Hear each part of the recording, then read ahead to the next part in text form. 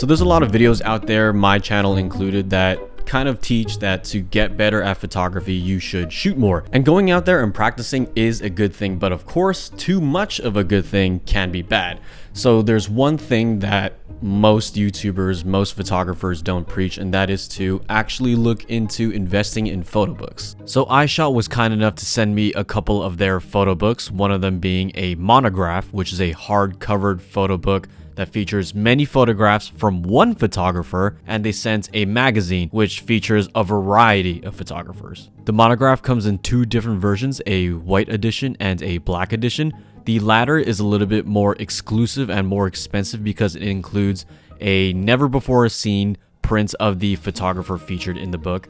Hey, what's going on everybody? Chris from the future here. I'm going to be doing a giveaway of one of these books that I just unboxed, and it's going to be the Dreams the Black Sea photo book by Susan Petkas. It's a really thick monograph featuring her entire work, and it's going to be a really good gift for either yourself, for your own journey, or maybe a friend or family member. So if you want to participate in this giveaway, you have 2 weeks to leave a comment down below about what you think you would get the most out of learning from someone else's work in a physical form, or why you would want to gift it to a friend. Or maybe the third option is what street photography means to you. Would love to see your response in the comment section. Thanks for participating in the giveaway. So here's my honest take on the books that Eyeshot sent me. They're actually pretty good. And I'm not just saying that because they're sponsoring this video. They actually gave me full liberty to express my opinion. I think it's a really good investment because of the amount of photos that you get per book. The Mirrors magazine that they gave me was really good. I had a really fun time skimming through it for the sake of this review, but I know for sure that I want to sit down and actually digest a lot of the work that's present. For example, check this page out.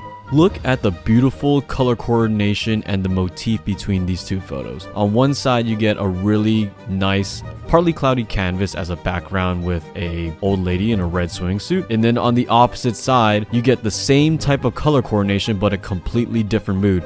On the left side, it looks more epic. It looks a lot more heroic with the lower angle and the centered composition, whereas the photo on the right seems a little bit more glum and kind of comedic, but in a somewhat sad way, because a playful character like a Teletubby should be more joyous, but it's obviously not. Looking at these photos that are in a physical form on a piece of paper right in front of me that's bigger than my phone screen and off Instagram is providing a lot more value in my creative muscle. Social media is great in a sense that you can connect with a lot of other artists pretty quickly through the platform. You could talk to them, you could look at their work, you could scroll through the grid and also find out a little bit more about their personality. I, for one, have learned a lot through looking at other people's work on Instagram and kind of replicating those shots when I was starting out, and then I would branch my style off of that through my own taste. But the clear and present problem with Instagram and learning from that is that you don't really learn good photography all the time. You learn what's popular. And by learning from what's popular isn't going to necessarily make you a better artist.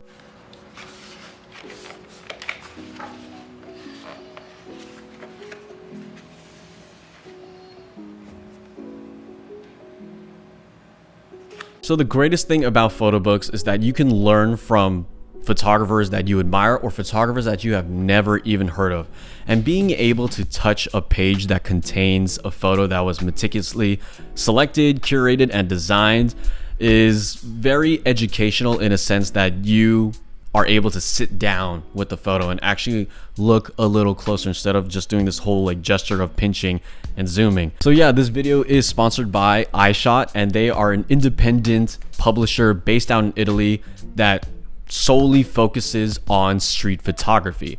And even though they're based in Italy, they do actually feature artists from all around the world, and they leverage social media to find these artists who are either very well known or not known at all. Okay, so this may seem really stupid and dumb, and probably a testament as to how harmful social media can be in terms of attention span and retention, is the fact that when I picked up this book for the first time, I was very amazed by the design, very amazed by the feel, the quality of the paper and the pages and the pictures that were printed on.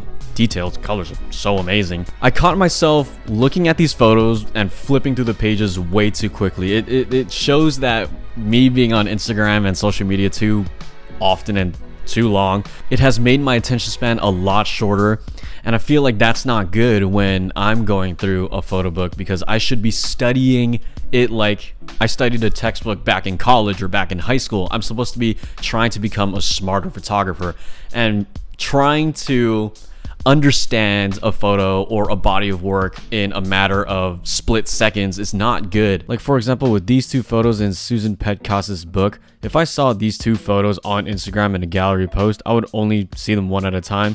And if I saw that photo on the left first and then that photo on the right individually, I'd be kind of bored and largely unimpressed. But together in a book and looking at it for more than 2 seconds, one would notice that there's a motif of a chair, because there's obviously one on the left, but there's an air chair on the right, formed by the shape of that kid jumping off of the ledge. And one can also make an observation that this could be a juxtaposition of having family and not having anybody at all, because there's clearly a vacancy in the left photo, but there's a unity in the right. One thing that I definitely encourage for anybody who is going to decide to pick up one of these photo books from Eyeshot is to, like all film photographers say, it's to slow down, to really freaking slow down. It's good to really just set apart time away from your computer, away from any electronics and screens, and to just sit down with good posture, of course, and soak in and absorb what these photos can teach you. And what's great about photo books, hopefully most of them follow this theme, is that it doesn't list what gear the photo was taken on.